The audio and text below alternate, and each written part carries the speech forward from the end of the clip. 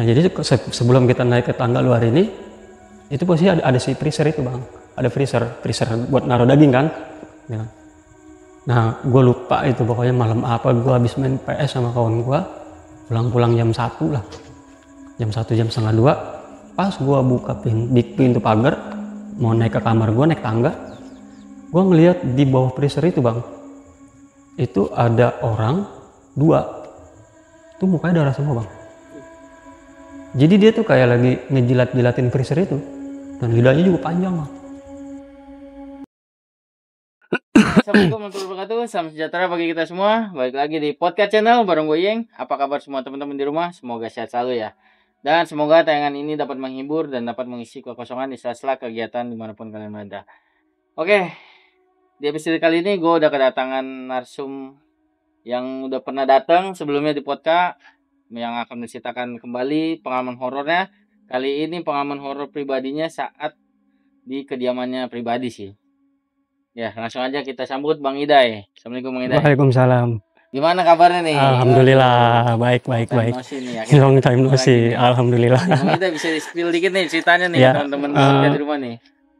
Ini kejadiannya udah waktu masih sekolah sih, SMA. Jadi pertama kali gua ngelihat sosok makhluk halus itulah di rumah sendiri gitu kan. Nanti plot twistnya itu kayaknya ada sebabnya gitu kan, sampai ada teror di rumah, sampai pernah ngelihat sosok kuntilanak, sosok manusia hantu yang nggak ada kepalanya itu di rumah itu beberapa bulan lah terornya itu, sampai akhirnya tiba-tiba hilang, tiba-tiba datang lah gitu kan. Bahkan yang ngelihat pun bukan cuman gua ya, keluarga di rumah, semua ngeliat ya? sama tetangga itu maksudnya banyak yang ngomong gitu kan, banyak yang lihat, ngomong sama keluarga kita lah gitu, di rumah lu semalam ada ini gitu kan. Ya kita awalnya tuh curiga kok tiba-tiba ada ya gitu kan, dari mana gitu, cuman emang ada sebabnya. Oke, ditahan dulu nih Bang, biar teman-teman podcast pada penasaran nih. Oke, buat teman-teman podcast yang mau kayak Bang Iday share pengalaman horor di podcast channel, bisa aja langsung DM ke Instagram kita di podcast_kontrakan.id atau WA ke nomor di bawah ini.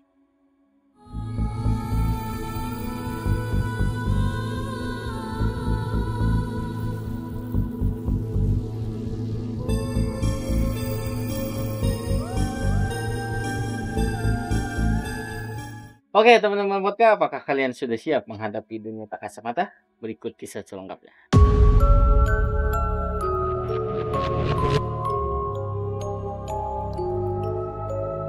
Oke, Bang Iday, gimana sih kisah selengkapnya nih dari awal nih? Monggo diceritain Bang Iday. Oke, itu kejadiannya gua SMA sekitar 2003 atau 2004 lah ya. Jadi rumah gua ini ada 2 tingkat kan. Jadi 2 tingkat ini kebetulan ada 1 kamar yang kontrak, dikontrakin lah gitu.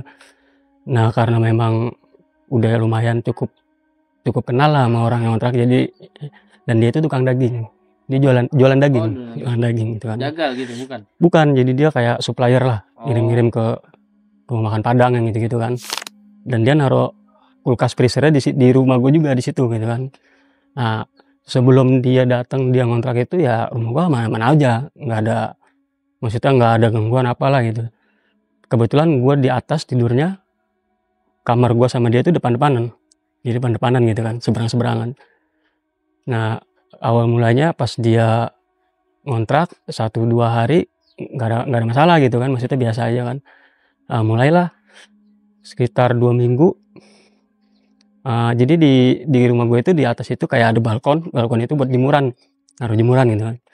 Nah di balkon itu dulu kan bangunannya sekarang udah berubah ya. Kalau dulu itu kalau dari balkon itu, dari jemuran kita bisa ngeliat orang ke bawah, dan orang yang di bawah pun bisa ngeliat ke jemuran itu, balkon gitu kan.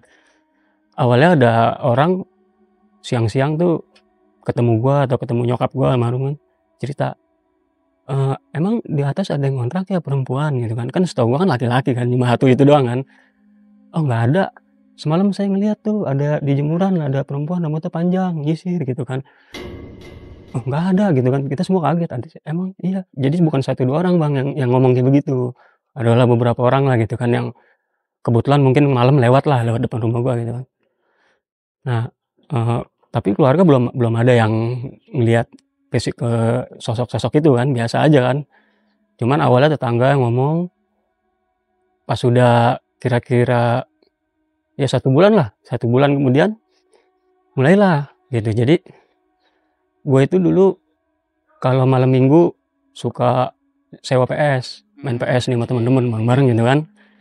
Main PS, main bola. Jadi waktu itu gue kalah nih main PS nih gitu kan. Main PS tuh di bawah nih, di TV-nya di bawah kan. Gue kalah, jadi gue nunggu pertandingan berikutnya, gue naik ke kamar gitu kan, naik ke kamar ya tidur-tiduran lah sambil emang udah malam juga kan, udah jam 1. Gue bilang sama kawan, kalau gue main bangunin ya gitu kan. Jadi posisi gue lagi tidur di kamar, jendela gue buka. Nah, pertama kali gue ngeliat seumur hidup gue itu, gue sampai takutan lah awalnya gitu kan. Jadi ada bener bang, si perempuan itu yang suka dilihat tetangga gue munculin di depan gue. Gue lagi tidur, cuman posisi tidur gue bukan tidur yang beneran merem tidur gitu kan. Muka gue tuh ngadep ke jendela gitu. Lagi jendela itu kan kayak ada sarang nyamuknya gitu kan. Jadi adem lah gitu. Turun tuh bang dari atas, dari plafon lah gitu ya, turun. Jadi di luar itu, di luar jendela itu lorong, ada lorong gitu, lorong untuk menuju ke jemuran itu kan. Turun, gue langsung ketakutan. Jadi ya semua barang gue merinding lah, gue nggak bisa gerak, gue nge-freeze. Kata gue dalam hati, ini kali ya yang namanya kuntilanak gitu kan. Baru pertama kali ngeliat, mukanya nggak kelihatan, jadi di ketutupan rambut, tapi dia ngadep ke gue persis ke gue ngadep gitu. Itu gue mau balik badan pun nggak bisa bang. Gue nge-freeze, terus tiba-tiba dia jalan ke lorong itu menuju ke jemuran. Baru gue bisa balik badan. Gue nutupin muka gue pakai bantal, sampai dalam hati gue ngomong, ini kalau emang dia nongol lagi nih depan muka gue kejar.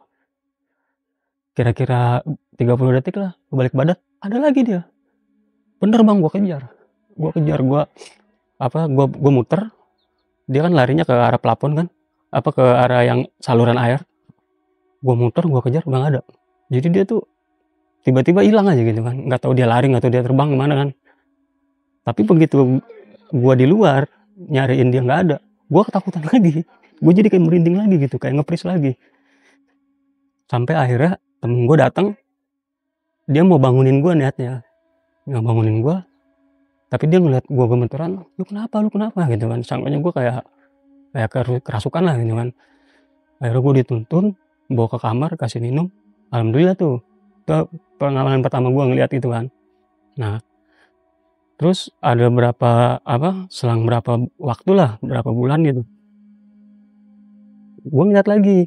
Jadi ada pertamanya suara nih, ada suaranya dia dari kamar gue persis, dari kamar gue, tapi kayak jauh gitu suaranya.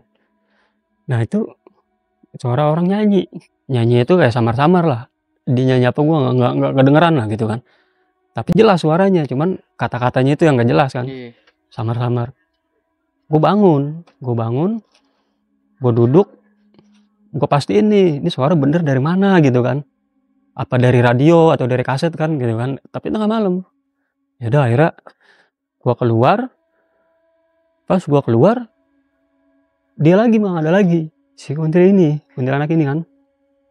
Itu dia bener-bener persis gue depan. Pas gue buka pintu, paling jarak 1,5 meter lah, itu dia di depan gue. Tapi dia nggak ngapa-ngapain, dia cuman godek-godek aja bang, kepalanya godek-godek gitu, kayak burung hantu gitu lah. Memang begitu dia godek-godek gitu kan. Di situ gue pingsan gue, karena mungkin nggak siap kali ya, lagi bangun, lagi tidur gitu kan, kayak shock lah gitu. Gue bangun pun sendiri bang, sadar sendiri. Karena apa ya, karena di atas itu cuma gue, di keluarga gue yang lain tidurnya di bawah kamar, gue di atas gitu kan. Gue sendiri di atas sama yang si pengontrak ini. Sedangkan si pengontrak ini jarang lah dia tidur di kamarnya, pulang malam, pulang subuh gitu kan. Nah udah gitu gue gue bangun itu azan subuh. Itu gue bangun sendiri bang, sadar gitu kan. Tapi gue habis ngapain ya gitu, gue kayak orang linglung gitu kan.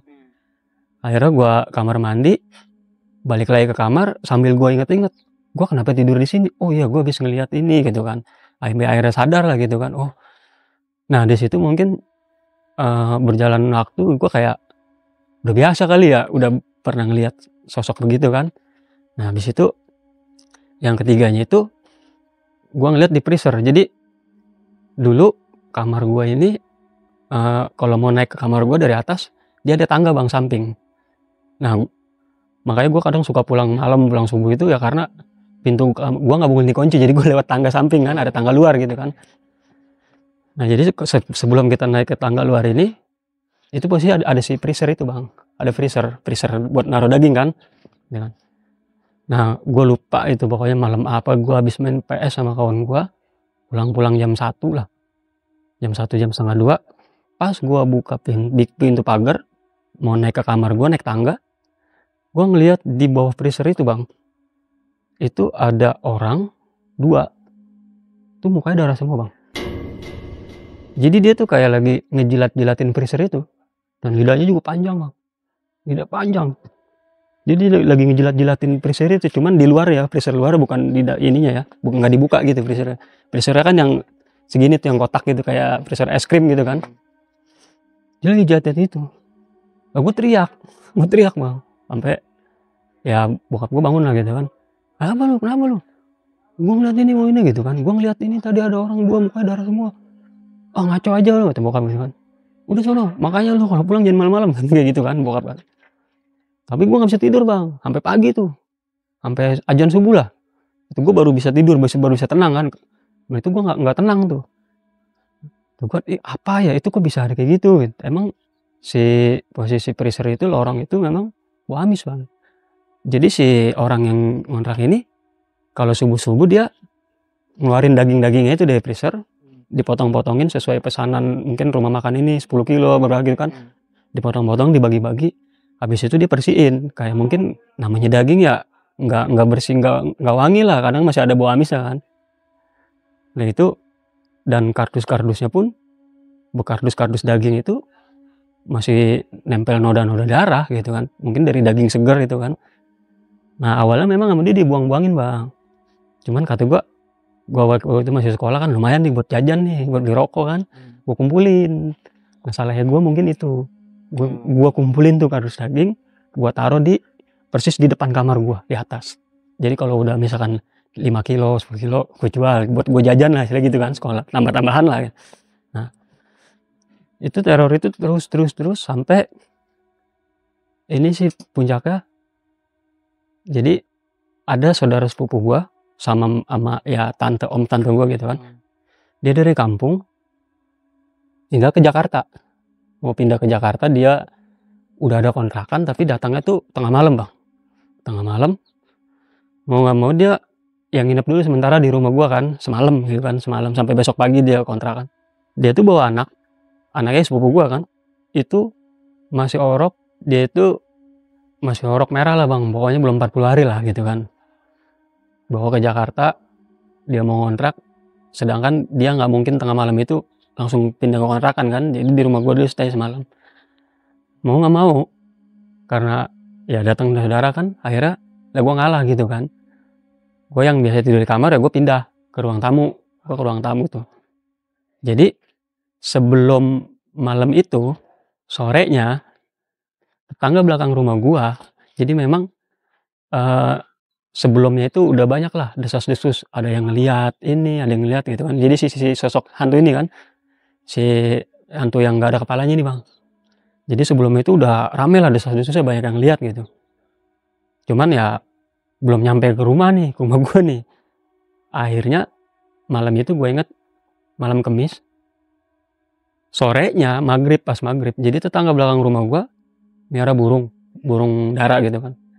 Jadi ceritanya ini dia maghrib pengen masukin burungnya itu mau dimasukin ke kandang gitu kan. Dia posisikan kandangnya agak atas, jadi naik ke bangku. Nah tiba-tiba dia pingsan. Pas dia sadar ya, cerita yang gue denger, dia ngomong, pas gue lagi mau masukin burung, kaki gue dipegang, ada yang megangin dua-duanya. Pas gue nengok ke bawah, nggak taunya orang nggak ada kepalanya. Jatuh dia bang, akhirnya bang, pingsan gitu kan. Nah gue yang istilahnya yang mungkin masih muda, masih yang songong lah gitu kan, kayak lu sama setan garuk palanya takut, dia nggak usah ngeliat gitu, kayak ngeledek gue gitu kan. Malam-malam ke gue bang, kejadian ke gue. Ya itulah awalnya sepupu gue datang karena akhirnya om gue tidur di kamar gue, kan kamar gue kan di atas ya, namanya kamar bujangan waktu itu ya, nggak gede gitu, paling 2x3 gitu. Om gue tidur di situ, mau nggak mau gue ngalah lah, gue tidur di kamar di ruang tamu. Jadi ruang tamu, bangku, motor masuk ke ruang tamu, gue mulai tidur tuh. Tapi karena gue baru pindah dari kamar ke ini ruang tamu, jadi tidur gue belum yang pulas gitu kan, masih yang lampu baru gue matiin gitu kan. Itu di depan rumah gue dulu ya ada tiang listrik. Jadi kalau di gangan gue itu kalau misalkan jam 2, jam 3 malam itu ada ansip yang entongin tuh tiang listrik. Gue inget banget itu dia 2 kali ngentongin, jam 2 tuh. Tong tong. Tapi gue masih sadar gitu, belum tidur pulas. Dia sempat ngobrol, gue dengar tuh dia ngobrol karena posisi persis di depan rumah gue, jadi kedengeran gitu, apalagi tengah malam kan. Nggak lama dia pergi, baru udah tuh gue mau tidur. Itu bang, si sosok hantu yang ada kepalanya ini, gue ngeliat jelas dia dari luar pagar, dia jalan tembus ke pintu rumah gue. Dari situ aja gue udah nggak bisa gerak, gue nge-freeze bang, gue nggak bisa gerak. Udah mati gue ngomong, tapi gue bisa ngomong gitu kan dalam hati, cuman nggak bisa teriak. Ini kali nih yang tadi dibilang, jadi ada teman gue namanya Kinyong panggilannya, ini kali ya gitu kan. Kira-kira 3 meter deket gue, dia begini bang, dia mau nyokek gue. Allah gue nggak, sampai kapanpun gue nggak bakalan lupa ini gitu kan. Dia begini nyamperin gue, di situ gue apa aja yang gue tahu, surat pendek lah, ayat kursi apa, gue baca terus. Tapi mata gue melotot nih, ngeliatin dia gitu kan. Begitu dia udah mau deket, gue teriak Allahu Akbar gitu kan. Tiba-tiba dia hilang bang. Gue langsung bangun, nyalain lampu, gue gedor-gedor kamar orang tua gue. Malam-malam, kenapa lu? Numpang tidur di sini, numpang tidur. Akhirnya gue tidur di kamar orang tua gue tuh malam itu. Dan pagi-pagi gue cerita, gini.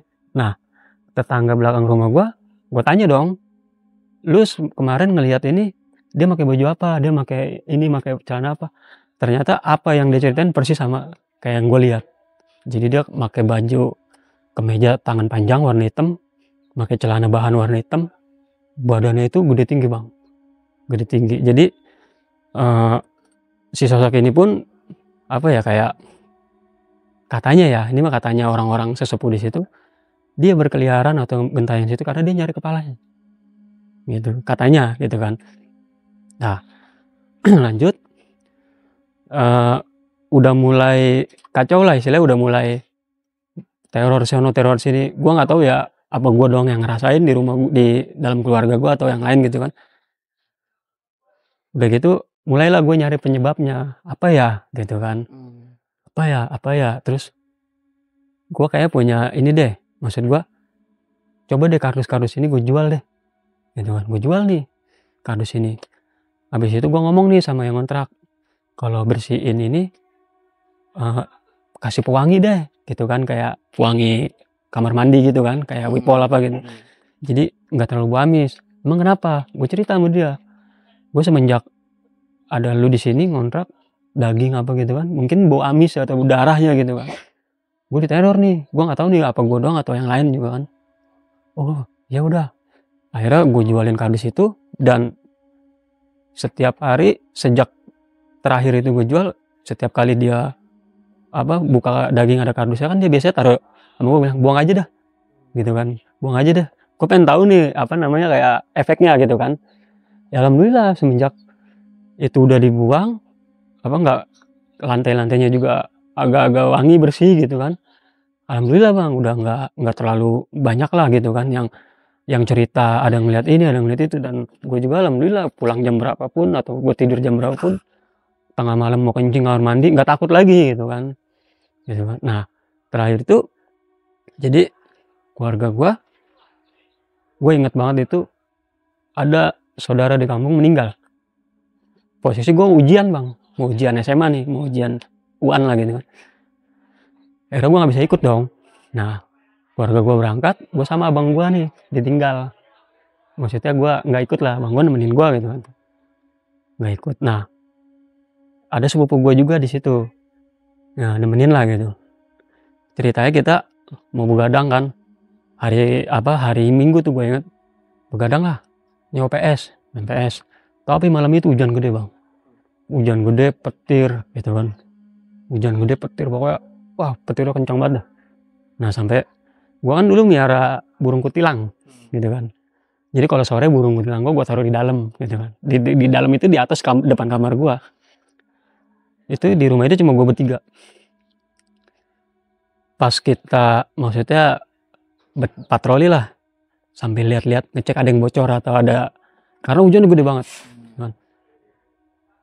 Mulailah itu bang, si burung gue ini, burung kutilang gue ini gerubuk di kandang, nggak mau diam. Burung gua kenapa nih, jadi kedengeran lah dari bawah kan, kayak burung mau kabur dari kandangnya itu, kayak mau ngeberontak lah gitu. Sampai akhirnya dia jatuh bang dari gantungan itu, si kandangnya ini. Wah kenceng banget, kita bertiga gak ada yang berani naik, naik, ayo bareng, udah lu aja jadi kayak suruh inilah salah gitu kan. Sampai akhirnya gue naik bang, itu udah 10 menit kemudian lah gitu kan, gue beraniin diri ya, karena gue ngerasa selama ini yang tinggal dari keluarga gue yang tinggal di atas itu ya gue gitu, jadi ini daerah gue nih gitu kan, teritori gue nih gitu kan, gue udah tahu seluk beluk ya kan. Gue melihat gue cuman mau gantungin si kandang burung gue lagi ke atas kan. Pas gue mau kandangin, ada yang bisikin gue bang, buang burung itu. Suara laki-laki. Gue lari ke bawah. Jadi gue emang udah ngomong dalam hati, ini kalau ada aneh-aneh dikit gue lari. Gitu kan. Bener bang, ada. Buang burung itu. Gue lari ke bawah. Lah gue cerita dong, tadi ada yang ngomong begini. Udah gak apa-apa, bos burungnya gimana? Belum gue naikin. Tapi si burung itu masih gerubuk gitu kan, kayak mau berontak. Ayo naik bertiga, akhirnya kita naik bertiga bang, kita berinin. Pas naik bertiga, alhamdulillah nih gak ada apa-apa. Gue gantungin lagi tuh burung. Pas gue habis gantungin itu burung, gue nengok ke sebelah kiri itu kamar mandi. Ini kamar mandi ini pintunya ya nggak ditutup kan, kalau nggak ada orang dalam kan. Itu gue ngeliat si orang yang gue pernah lihat di bawah, yang mukanya itu darah semua, ada di kamar mandi itu. Kata gue, ini kali dia yang ngomong kan. Tapi karena gue waktu itu bertiga, jadi gue maksudnya nggak yang lari apa, gue biasa aja gitu kan. Tapi gue ngeliat turun ke bawah, akhirnya kita main PS nggak jadi karena hujan petir itu benar-benar kencang banget kan, malam itu kan. Matiin aja TV, takutnya samar petir apa gitu kan. Nah itu pas besok-besoknya alhamdulillah udah nggak ada apa-apa. Terus puncaknya itu ya itulah, yang burung itu yang gua akhirnya ketakutan banget kan. Terus orang tua gua, ya udah nggak apa-apa lah gitu mah. Gua kan kadang-kadang suka cerita kan, biasa itu mah, namanya ini pasti ngomong gitu kan ke orang tua kan. Ya udahlah. Nah mulailah gua beraniin diri sendiri. Ya udah sampai detik ini pun gua tidur sendiri di atas gitu, di kamar gua di atas gitu kan. Jadi selama gua tidur di kamar gua di atas itu ya gua udah banyak kan nemuin yang aneh-aneh gitu kan. Dan ternyata setelah kejadian itu, dan itu terakhir bang, karena apa, kardus ini udah nggak ada. Jadi gue udah mulai biasa aja gitu kan. Oh berarti ini nih, gue mikir ini mungkin penyebabnya bau amis atau bau darah, apa kan masih banyak darah nempel kan, darah walaupun darah binatang gitu kan. Jadi banyak yang ngelihat itu, ya itulah si perempuan lagi nyisir, tetangga gue nih dari bawah nih yang lagi lewat di jalan, itu emang posisinya deket kardus itu gitu kan. Jadi kata gue, ya mungkin ini gitu kan, kardus ini nih kata gue. Begitu kardus itu nggak ada, alhamdulillah gue udah nggak pernah ditongolin lah, ada suara inilah suara itu, alhamdulillah sampai detik ini gitu kan. Nah terus kalau yang sosok yang nggak ada kepalanya itu, jadi itu gue ngelihat sekali-kalinya seumur hidup, dan amit-amit jangan sampai gue ngeliat lagi lah gitu kan. Dan alhamdulillahnya nggak ada lah, maksudnya udah nggak ada yang lihat sosok-sosok itu, udah nggak ada gitu kan. Nah, gue pernah dengar bang dari sesepuh lah, orang-orang tua dulu ya. Jadi si sosok yang nggak ada kepala ini katanya ya itu pendeta dulunya, dia pendeta duel sama TNI bang. Jadi dia sempet, katanya sih ada sesepuh yang orang tua yang dulu itu pernah ngeliat, pengen misahin dulu katanya gitu kan. Jadi ada sosok pendeta sama TNI, jadi dia tuh kayak ribut lah gitu kan, cekcok. Nah katanya dua-duanya tewas bang dalam duel itu. Yang katanya gue dengar, jadi waktu dia duel itu tiba-tiba senjatanya dia tuh bisa ketukar, paham nggak? Si TNI ini kan punya senjata nih, ya mungkin pistol atau apa ya, sedangkan si pendeta ini bawa parang. Dalam duel itu katanya ya mungkin karena orang-orang dulu katanya orang sakti lah gitu kan. Jadi si senjata ini bisa tukar tangan, pindah tempat. Akhirnya si TNI ini katanya matinya tembak, sedangkan yang si pendeta ini palanya putus, dibacok sama parang gitu kan. Jadi katanya sih begitu gitu kan, dengar-dengar. Dan ada yang bilang, jadi dulu di gangan gue ini ada sekolahan bang, di depan pinggir jalan itu ada sekolahan. Nah ada yang bilang katanya abis duel ini si kepalanya ini, pendeta ini, dikubur atau ditaruh di sekolahan itu. Jadi ada satu ruangan lah, entah itu apa gitu. Cuman dulu si desas-desusnya katanya sih perpustakaan, taruh di perpustakaan, karena katanya pendeta ini katanya orang sakti. Jadi kalau nggak dipisahin, ya katanya begitu ya, ininya isunya di situ dulu begitu gitu kan. Jadi harus dipisahin gitu. Makanya ada yang bilang kalau orang-orang tua dulu ada yang ngelihat setan nggak ada kepalanya, itu berarti dia nih, si pendeta ini lagi nyari kepalanya, kayak begitu. Jadi ya sempet horor juga sih bang, gangan gue itu dulu horor banget dah gitu kan. Jadi ya, terutama ya di rumah gue sendiri, mungkin karena akibat gue yang karena ketidaktahuan gue ya, naruh kardus apa gitu kan di situ kan. Alhamdulillah setelah semuanya udah gue buang, udah misalnya yang daging itu lebih bersih lagi, alhamdulillah aman lah gitu kan. Udah nggak pernah ada gangguan sosok-sosok aneh lagi di rumah gue gitu kan. Nah tapi kalau misalkan di sekitaran rumah gue, belakang rumah atau apa, memang ada gitu. Gue juga pernah. Jadi gini, rumah gue pintu belakangnya, jadi rumah gue itu pintu ada 2 bang, depan sama belakang.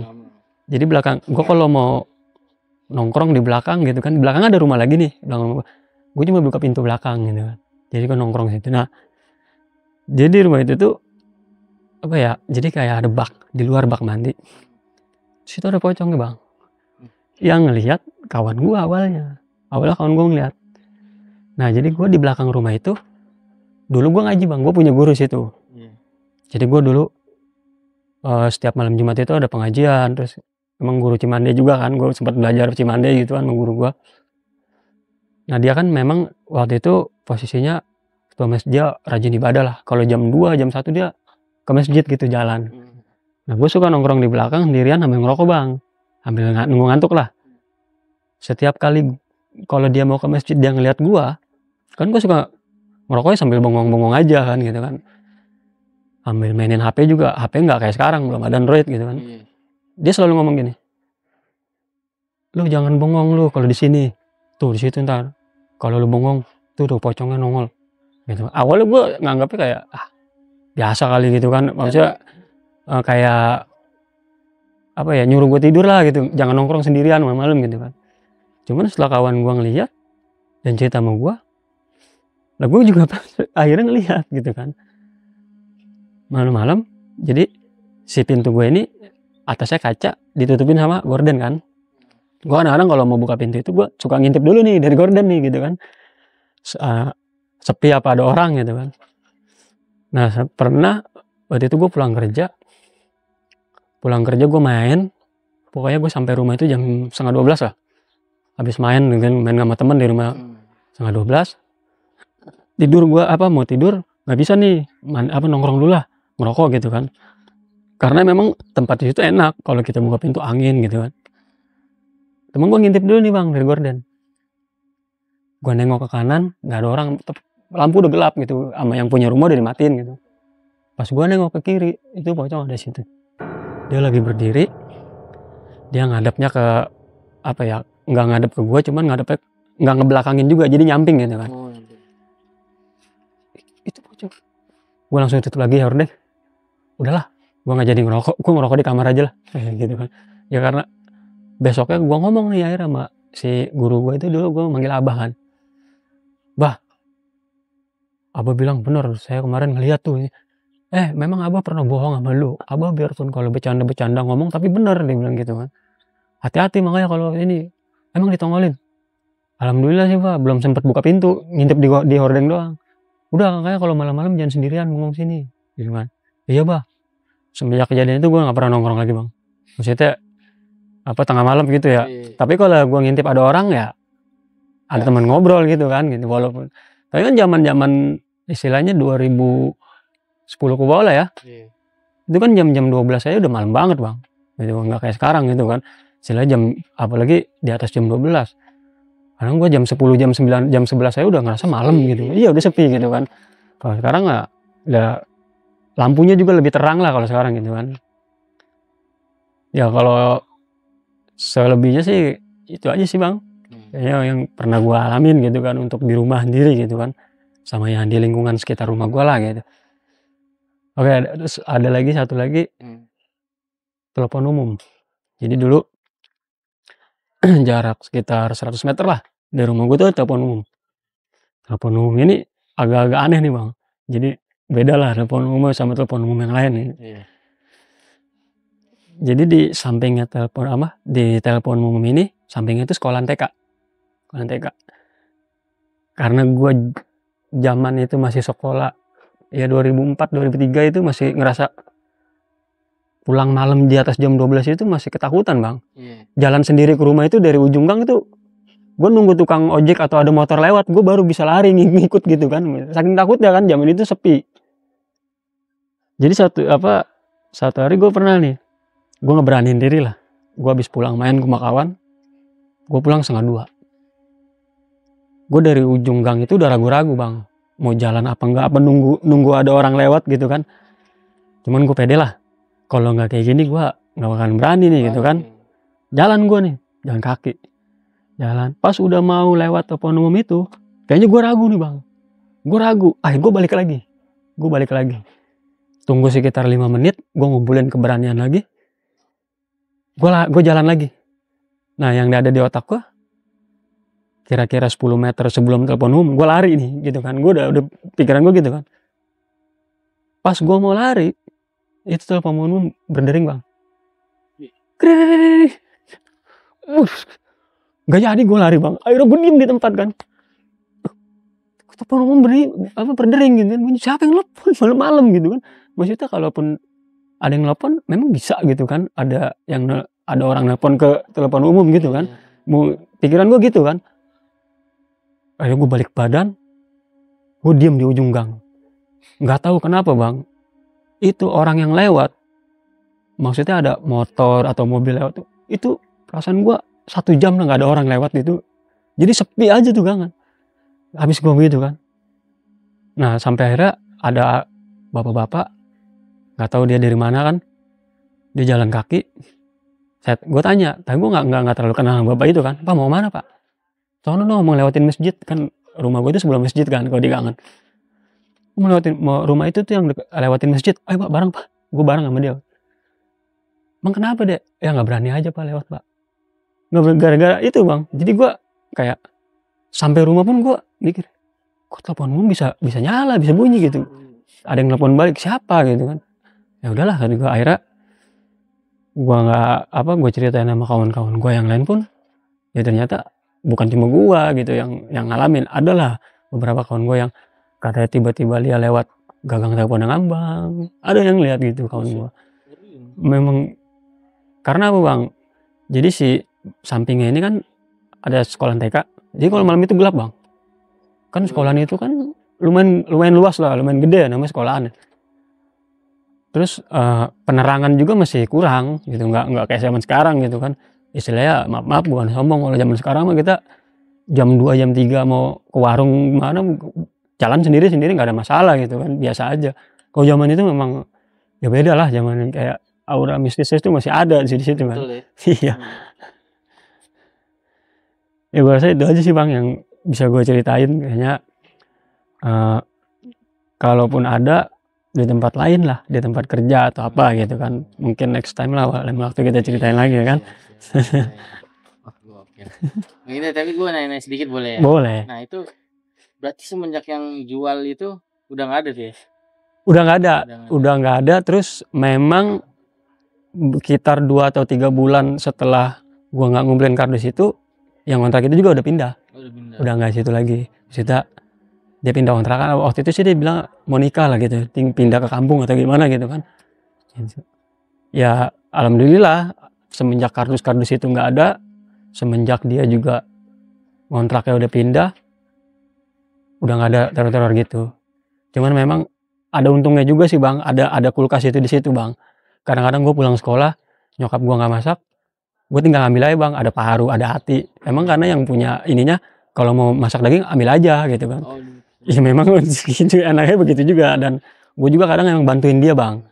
Jadi kalau si warung masakan Padang ini misalkan siang-siang atau sore dia pesen daging lagi atau pesen paru atau apa karena habis, posisinya dia yang kontrak ini lagi di luar, dia suka nyuruh gua karena dia ada motor juga kan, dia naruh motor di rumah kan. Ya memang sih gua kadang-kadang suka dapat tambahan uang jajan juga dari dia gitu kan. Orangnya baik sih. Tapi masih dikontrakin sekarang Bang? Rumah masih Bang, rumah masih dikontrakin. Jadi sekarang itu malah bangunan yang baru ini sekarang kamar ada 5 Bang di atas. Ada 5. Iya, kamar sekarang ada 5. Jadi salah satunya gua nempatin lah gitu kan. Salah satunya gue nempatin kamar itu gitu. Jadi di agak ke depan 3, di belakang 2. Gitu. Jadi kayak gitu Bang. Mantep tuh ya. Yang sekarang ini nggak ada cerita-cerita horor nih. Apa karena udah modernisasi nih? Mungkin Bang, mungkin jadi mungkin karena ini juga kali ya.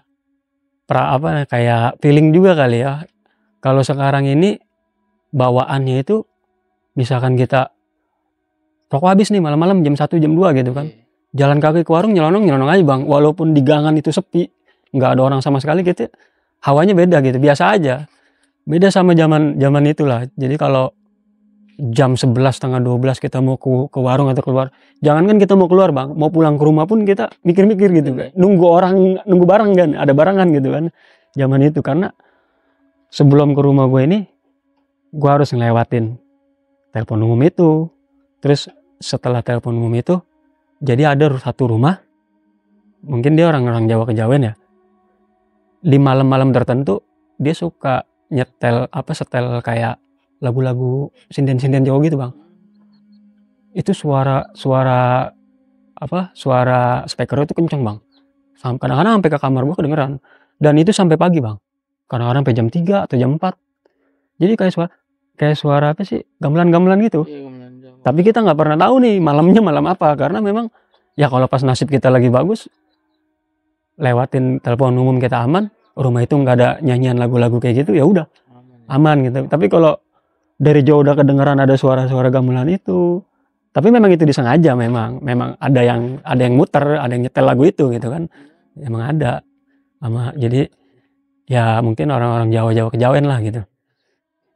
Itu Bang. Oke Bang Idai, makasih banget nih udah mau share pengalaman horornya di podcast channel lagi nih Bang. Sama-sama Bang Yeng. Sama-sama. Amin. Ya, terima kasih juga buat teman-teman di rumah yang udah menyaksikan episode kali ini ya sampai habis. Agar tetap terhubung dan tidak ingin ketinggalan video-video dari kita, segera subscribe podcast channel sekarang juga. Nah, buat teman-teman yang mau menyaksikan podcast kita via audio, bisa mampir aja ke Spotify kita di podcast channel. Nah, kira kita sampai di ujung acara nih Bang Idai. Paling gua Bang Idai dan tim izin pamit undur diri, sampai jumpa di episode selanjutnya. Assalamualaikum warahmatullahi wabarakatuh. Waalaikumsalam warahmatullahi wabarakatuh.